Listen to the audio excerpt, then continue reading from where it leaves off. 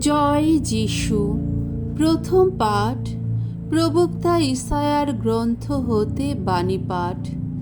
৬৬ অধ্যায় ১৮ থেকে ২১তম পদ। একদিন প্রভু এসে জাতি বিজাতি সকলকেই মিলিত করে সবার কাছে প্রকাশ করবেন তার মহিমা। ভগবান এই কথা বলেছেন, সমস্ত জাতি ও ভাষার মানুষকে সম্মিলিত করতে এই তো আসছি আমি। আসবে তারা, দেখতে পাবে আমার মহিমা। তাদের মাঝখানে সেদিন আমি তুলে ধরব একটি নিদর্শন। সেই যারা প্রাণে বেঁচে গেছে তাদের কয়েকজনকে পাঠিয়ে দেব আমি দেশে দেশান্তরে, বিজাতীয়দের কাছে, সুদূর সাগর কূলে, দূরের যত দ্বীপে, সেই সব মানুষেরই কাছে যারা আজও আমার সম্বন্ধে কিছুই শুনেনি, আজও আমার মহিমা দর্শনও করেনি। যাদের পাঠাবো আমি, তারা বিজাতীয়দের কাছে গিয়ে প্রচার করবে আমার মহিমার কথা। সেদিন বিজাতীয়দের সমস্ত দেশ থেকে তারা ভগবানের কাছে নৈবেদ্য রূপেই তোমাদের যত ধর্ম ভাইকে নিয়ে আসবে। ঘোড়া, রথ ও ডুলিতে বসিয়ে, উট ও অশ্বতরের পিঠেই চাপিয়ে তারা তাদের নিয়ে আসবে জেরুসালেমে, আমার এই পবিত্র পর্বতে। এ কথা বলছেন স্বয়ং ভগবান। তারা তাদের নিয়ে আসবে ইসরায়েলের মানুষেরা সূচি পাত্রে সাজিয়ে যেমন সঙ্গে নিয়ে আসে তাদের নৈবেদ্য ভগবানের মন্দিরে। তাদেরও মধ্য থেকে কয়েকজনকে নিয়ে আমি তাদের করব যাজক, করব লেবীয়।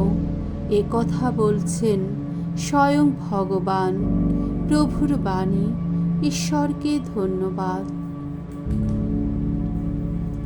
সাম সঙ্গীত ১১৭ অধ্যায় ১ থেকে ২ পদ। ধুয়ো, জগৎ জোরে ঘোষণা করো মঙ্গল সমাচার। সকল জাতির মানুষ, ভগবানের স্তুতি গান করো। সকল দেশের মানুষ, গাও তার গৌরব গাথা। আহা, আমাদের প্রতি তার ভালোবাসা কতই গভীর! ভগবানের বিশ্বস্ততা সে তো চিরন্তন। দ্বিতীয় পাঠ হিব্রুদের কাছে ধর্মপত্র ১২ অধ্যায় ৫ থেকে ৭ পদ, ১১ থেকে ১৩ পদ। প্রভু যাকে ভালোবাসেন তাকেই শাসন করেন। প্রিয়জনেরা, তোমরা কিন্তু ভুলেই গেছ শাস্ত্রের সেই ঐকান্তিক উপদেশ বাণী, যে বাণীতে পুত্র বলে সম্বোধন করে তোমাদের বলা হয়েছে, পুত্র আমার। প্রভুর শাসন তুচ্ছ করো না কোনো দিন। তিনি তিরস্কার করলে কখনো হইও না নিরাশ, কারণ প্রভু তো তাকেই শাসন করেন যাকে তিনি ভালোবাসেন, যাকেই তিনি পুত্র বলে আপন করে নেন, তাকেই তো শাস্তি দেন তিনি।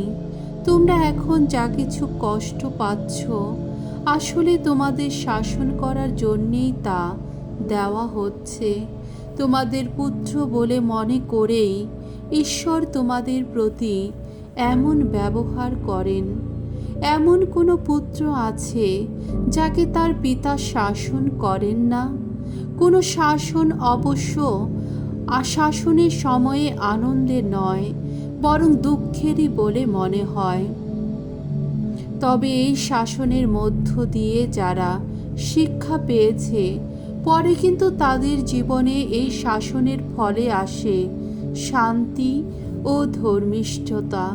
তাই শাস্ত্রে যেমনটি লেখা আছে, তোমাদের ওই অবশ হাত দুটোকে, ওই নড়বড়ে হাঁটু দুটোকে তোমরা আবার দৃঢ় করে তোলো, এবং তোমাদের পায়ে চলা পথ তোমরা সরল সমান করে তোলো।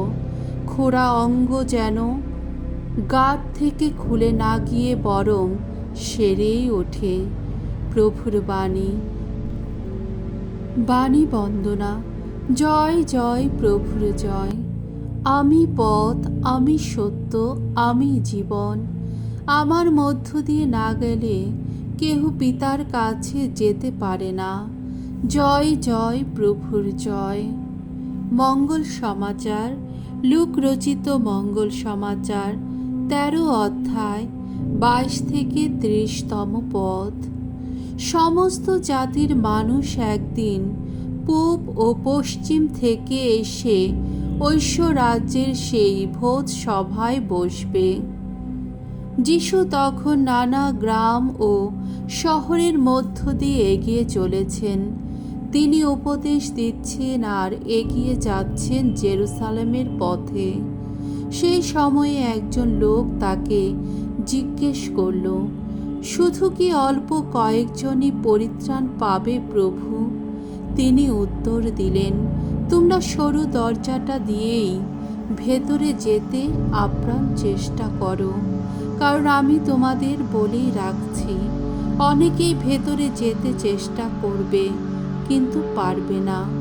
বাড়ির কর্তা একবার উঠে দরজাটা বন্ধ করে দিলে তোমরা হয়তো তখন বাইরে দাঁড়িয়ে দরজায় ধাক্কা দিতে শুরু করবে আর বলবে, প্রভু একবার খুলে দিন। কিন্তু তিনি তখন উত্তর দেবেন, তোমরা যে কোথা থেকে আসছো তা আমি জানি না। তোমরা তখন বলে উঠবে, কেন? আমরা তো আপনার সঙ্গেই খাওয়া দাওয়া করেছি, আর আপনিও তো আমাদের ওখানে পথে ঘাটে উপদেশ দিয়েছেন। কিন্তু তবুও তিনি বলবেন, তোমরা যে কোথা থেকে আসছো তা আমি জানি না। চলে যাও তোমরা যত সব দুষ্কর্মার দল। সেই সময়ে তোমরা যখন দেখতে পাবে আব্রাহাম, ইসাক ও যাকব আর সমস্ত প্রবক্তা ঐশ্বরাজ্যে রয়েছেন, অথচ তোমাদের ফেলে রাখা হয়েছে বাইরে, তখন সেই বাইরে শোনা যাবে শুধু কান্না আর দাঁত ঘষাঘষি।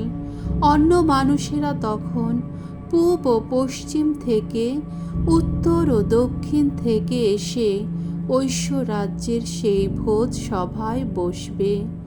জেনে রাখো, যারা এখন সবার শেষে, তাদের কেউ কেউ সেদিন সবার আগেই আসবে, আর যারা এখন সবার আগে, তাদেরই কেউ কেউ যাবে সবার শেষে।